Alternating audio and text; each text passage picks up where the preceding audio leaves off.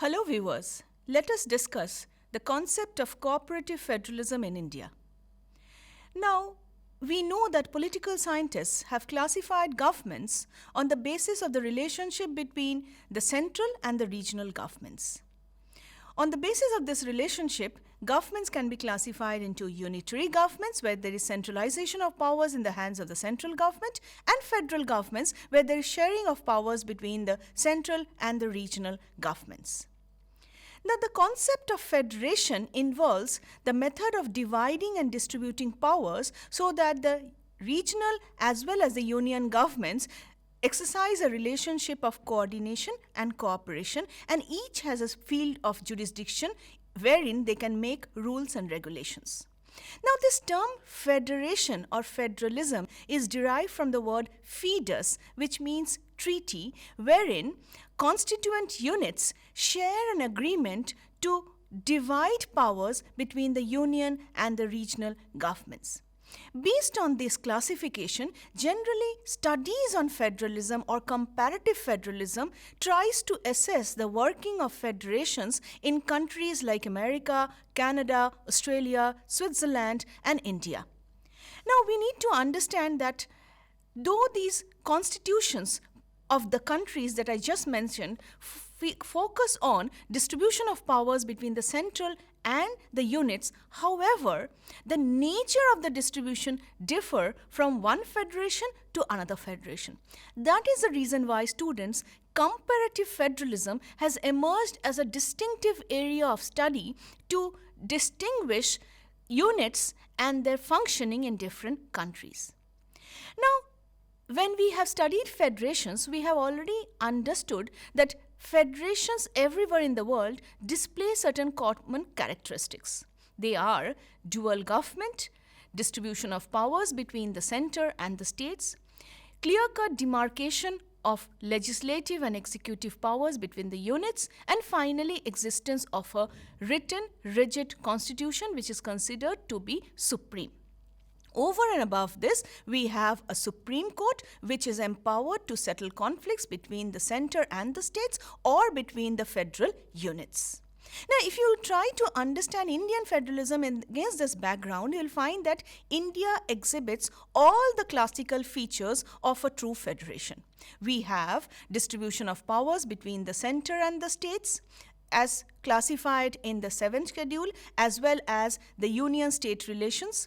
We also have dual system of government. There's a central government at Delhi and you have different state governments. You also have a written, rigid constitution. The constitution clearly lays down the functions and performance of the states and the union. And finally, we also have the Supreme Court, which resolves conflicts whenever they arise between the center and the states or between the federal units.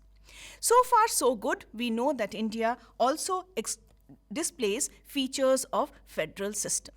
Now, if you try to understand the working of Indian federalism, scholars working on Indian federalism have tried to analyze Indian federal system from different perspectives.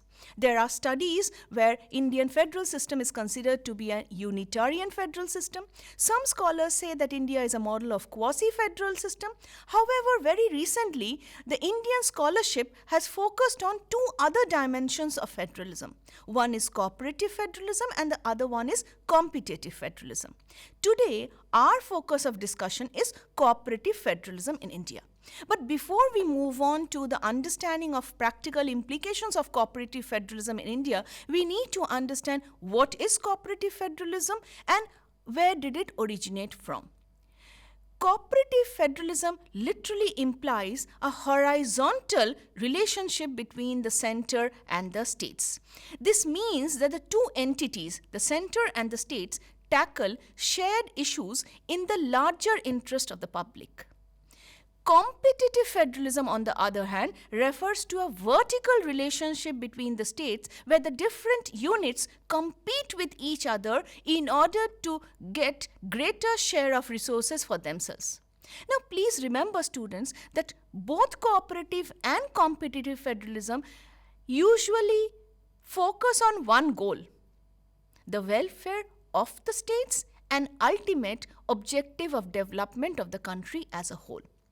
Now, this concept of cooperative federalism first entered the lexicons of comparative federal studies when the classical modern federations of America, Canada, and Australia departed from the spirit of dual sovereignty within their constitutions and devised social security arrangements under the provisional New Deal package, wherein Roosevelt of America is given the credit of devising this cooperative arrangements of shared rule within the system where the American states and the union government are not distinct entities, but they come together, share common understanding and objective of working in the welfare and interest of all the states.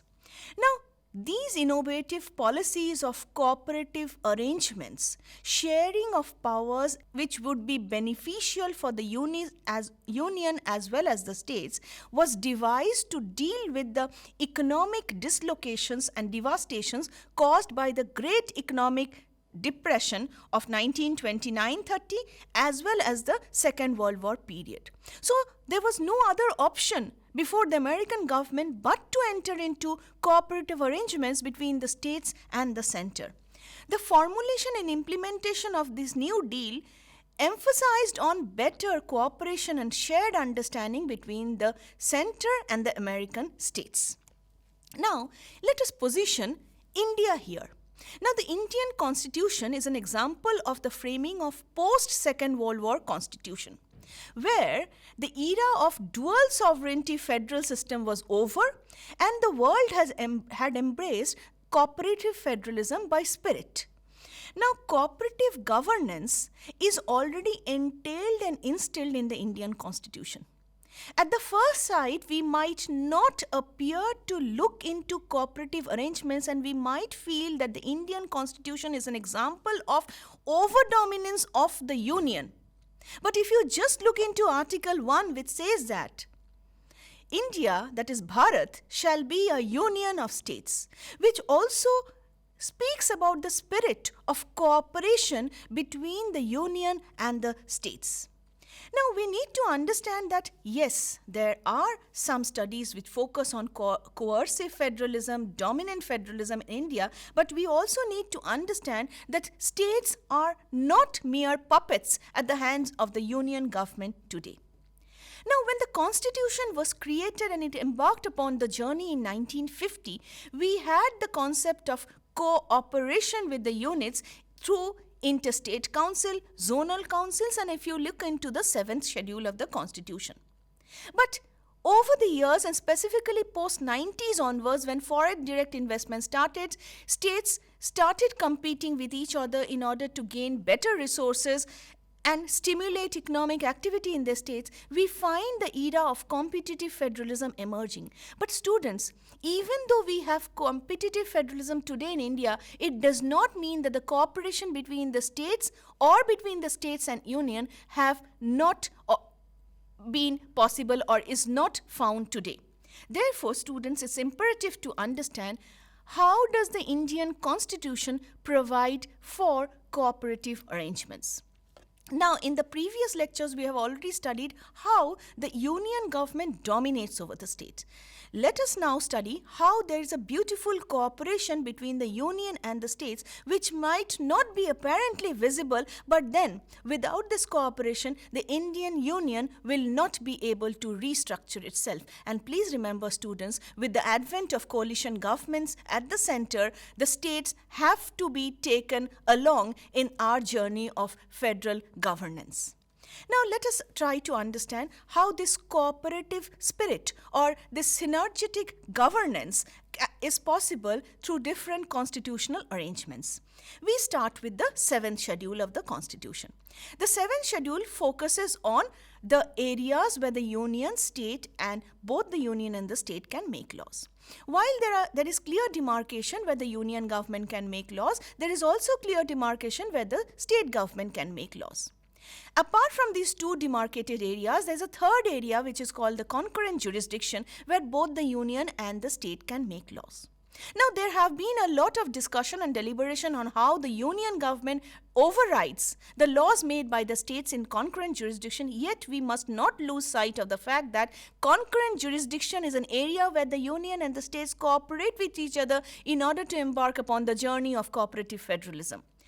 There might have been conflicts on some areas, but that does not mean all the areas of concurrent jurisdiction has come under conflict between the center and the states. There are areas where both the center and the states have worked together. Education is one such field where you find concurrent jurisdiction insofar as education is concerned, and we find central policies on education and the state policies on education, and both of them have beautifully synchronized themselves. The second area in the Constitution is All India Services.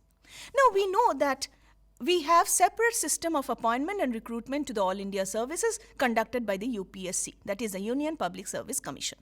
Now, though the Union Public Service Commission conducts examination and recruits All India officers, but these officers go and serve the states. So there is a kind of balance and synchronization between the All India services and the states where they go and serve. So without the cooperation between the union and the states, the All India services would not have been implemented so beautifully. Another very important area is the full faith and credit clause, which is contained in Article 261 of the Constitution. This is one article which openly speaks about cooperative federalism. Now, Article 261 of the Indian Constitution states that full faith and credit is to be given to all records, public acts and judicial proceedings of the Union and states throughout the Indian territory. This particular step encourages faith and cooperation between the center and the state, so that when laws are implemented, there is absolute synchronization and balance and harmony between the center and the states. And look into the working of the last 75 years of the Indian federal system, we have not seen major areas of conflict when central laws are implemented in the states. There's another very important area we need to focus on now, and that is the area of the creation of zonal councils. There are 5 zonal council students for each zone, like the central, north, south, east and west, to promote coordination. These zonal councils have been designed under the States Reorganization Act of 1956, while the Northeast Zonal Council was made under a distinct act. Now, what are these zonal councils? These zonal councils have been created in order to bring states of a particular region in close conformity with each other. The zonal councils were created as an instrument of intergovernmental consultation and cooperation, mainly in socio-economic fields, and also to arrest the growth of controversies and particularistic tendencies among the various states. Now, as I just said, there are 5 zonal councils. Now, we need to understand how the states have been brought under certain regional zonal councils to better facilitate cooperation between the states of this region, so much so that there is no conflict between the states of a region by virtue of these zonal councils. Now, let us go a little deeper into the zonal councils and how do they function. Now, the Northern Zonal Council comprises of the states of Punjab, Haryana, Himachal Pradesh, Rajasthan, Jammu and Kashmir, as well as the Union Territories of Delhi and Chandigarh. Eastern Zonal Councils comprise of the states of Bihar, West Bengal, Odisha and Sikkim. The Western Zonal Council comprises of the states of Gujarat, Maharashtra, Goa, Union Territories of Daman, Diu, Dadra and Nagar Haveli. The Central Zonal Council comprises of the states of Madhya Pradesh and Uttar Pradesh. The South Zonal Council comprises of the states of Andhra Pradesh, Tamil Nadu, Karnataka, Kerala and the Union Territory of Pondicherry. Now, what is very interesting is the powers of these zonal councils. Do these zonal councils impede into the internal functioning of the states in the region? No, students. Each state included in a zonal council enjoys a complete equality of status so far as each state has equality of representation in the zonal council. Each chief minister is to act as a vice chairperson of the council in rotation for a year. Meetings are to be held in each member and in each state by rotation. The chief secretary of a member state is to act as the secretary of the council in rotation for 1 year. A zonal council is an advisory body and has no executive or legislative function to perform. Now, if you look into this rotational policy included in the zonal council functioning, you'll find that there's a beautiful synchronization and there's no concept of domination by larger states on the smaller states. Let us come to another cooperative arrangement that is called the Interstate Council. Article 263 of the Indian Constitution provides that the President may by order appoint an interstate council if it appears to him that public interest would be served by the establishment of such a council. The President may define the organization, procedures and duties of the Council. Generally, it has been observed that the Interstate Council shall be charged with the duty of inquiring into and advice upon disputes arising between states, investigating and discussing subjects in which some or all of the states of the Union of one or more states have a common interest, make recommendations upon any subject in particular, recommendations for the better coordination of policy and action with respect to that subject. Another emerging area of cooperative federalism in India is the institutionalization of the Niti Aayog. In fact, the Niti Aayog was created in 2015 to actualize the important goal of cooperative federalism with good governance. In fact, it has been believed today that strong states make a strong nation. And if we really have to take India to the next level of development, we can't ignore the states. And therefore, the very essence of Niti Aayog is to create a better Team India by incorporating the interests of all the states in the national development agenda. In view of this, a number of steps have been taken by the Niti Aayog in the last few years to foster cooperative federalism through structured support. Some of the initiatives that have been taken by the Niti Aayog on a continuous basis involve including meetings between the Prime Minister, Cabinet Ministers and all the Chief Ministers, involving subgroups of Chief Ministers on subjects of national importance, creating best practices for the states, policy support and capacity development of states and union territories, launching of the aspirational district programs for development of backward districts, theme-based extensive engagements in various sectors, framing model laws for land leasing and agricultural marketing reforms, area-specific interventions for the northeastern and Himalayan states and island development. Now, we need to understand that Niti Aayog operates within the framework of taking the states on board to create an all-India development perspective. Now, Niti Aayog has been providing important and essential technical advice to the states. Niti Aayog has also established various models and programs for the development of infrastructure and to reignite and establish public-private partnership, what we call the PPP model, such as the Center-State Partnership Model, development support services to states and union territories, or the SAAT program, which speaks about sustainable action for transforming human capital. Now, so far, the Niti Aayog has been quite successful in bringing the states on board and trying to move ahead with the Team India agenda. Now, apart from Niti Aayog, we have another very important area of the functioning of cooperative federalism, and that is urban development. Now, urban development is a concurrent jurisdiction. However, the last few years have witnessed the states and the union coming together in order to bring about all-round urban development. The government has focused on creation of smart cities involving the union as well as the states. Another important aspect of urban development is the joint venture of the union and states with the objective of creating slum-free cities and GI-based urban regional planning system.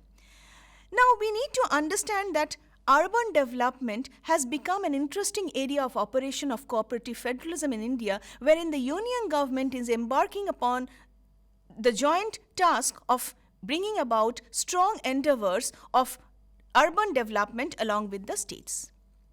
Let us move on to another important area of discussion on cooperative federalism is the various commissions that have been established in order to suggest ways and means of fostering and developing cooperative federalism in India.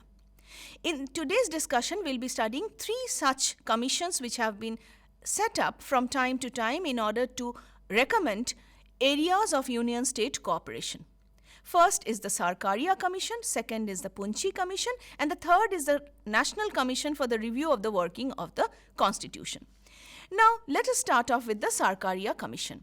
The Sarkaria Commission was established in the mid-1980s in order to recommend areas of cooperation and functioning of the states and the union. Basically, it was asked to recommend measures to bring the union and the states closer to each other. Now, the most important recommendation of the Sarkaria Commission was the establishment of a permanent interstate council known as the Intergovernmental Council. According to the Sarkaria Commission's recommendation, the council should be established under Article 263 of the Constitution. The Sarkaria Commission made a very interesting observation on administrative relations.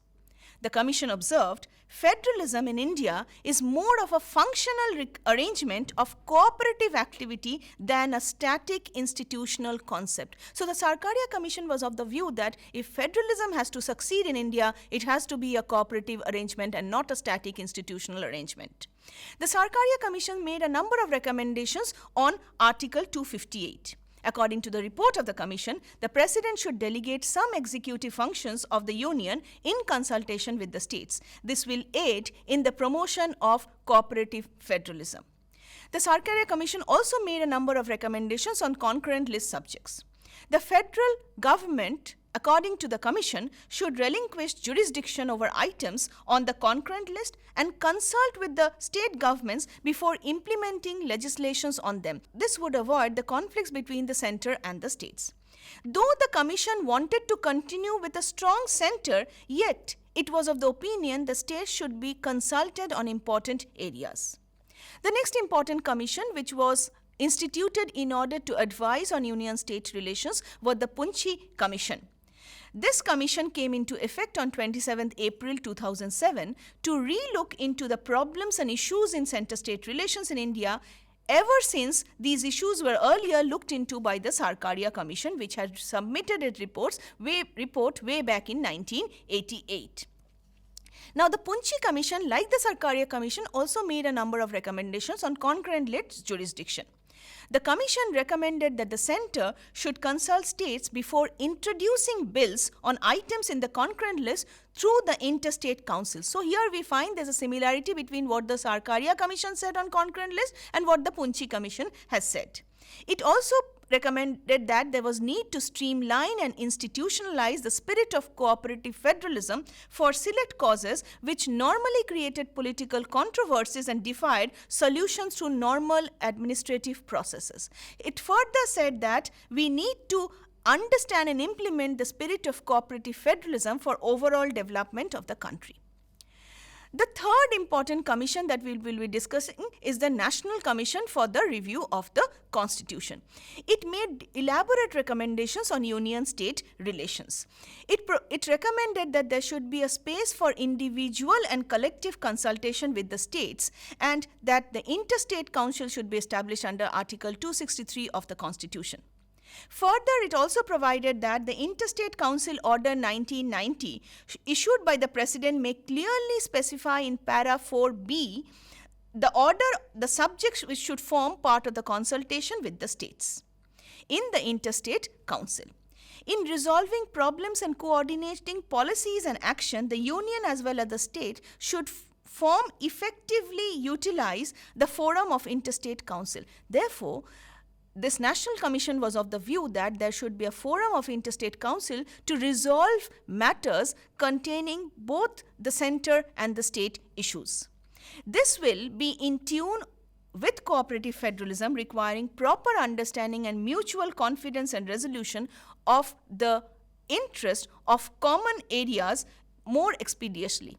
Now, one thing that the Commission urged is that in order to reduce friction between the states and the Union and for expeditious decision making on important issues involving the states, the desirability of prior consultation by the Union government with the Interstate Council may be considered before signing any treaty virtually affecting the interests of the states so far as union-state relations are concerned. One common theme, if you have noticed, students, all these three commissions use the term cooperative federalism while giving their recommendations. Now, it is proved beyond doubt today that the present era is an era of cooperative federalism in India. Now, we can deduce that we have emerged into the area of cooperative federalism primarily from three perspectives. Number one, India has made a swift transition from unitarian federalism to cooperative federalism, as can be seen in the forum of zonal councils or the functioning of the Niti Aayog. The second thing that we have seen is that the emergence of coalition politics with multiple regional parties forming a part of the national government in the union post-1990s has also heralded the era of cooperative federalism, where the state interests cannot be ignored by the union and the union cannot ride roughshod over the interests of the states. And the third thing that we need to understand is that the states are partners in the journey of Indian federalism, and the states cannot be considered to be subsidiary or puppets at the head of the union government. In conclusion, it can be said that today, cooperative federalism is the need of the hour. It is an instrument of efficiency and cooperation between the states and the center. And we need to encourage more and more cooperative arrangements between the center and the states, and this is an area which should be further explored. Let us conclude with the words of the very famous jurist Nani Palkhiwala, who said, "Who dies if India lives, and who lives if India dies?" So India consists of the states, and India cannot flourish. The union government cannot flourish by neglecting the states. So it is high time we need to ensure that if we need to see India as a developed country in the future, we have to take the states on board, and this can only happen through a beautiful and synchronized cooperation between the center and the states, and certainly not through competition and conflict. Thank you.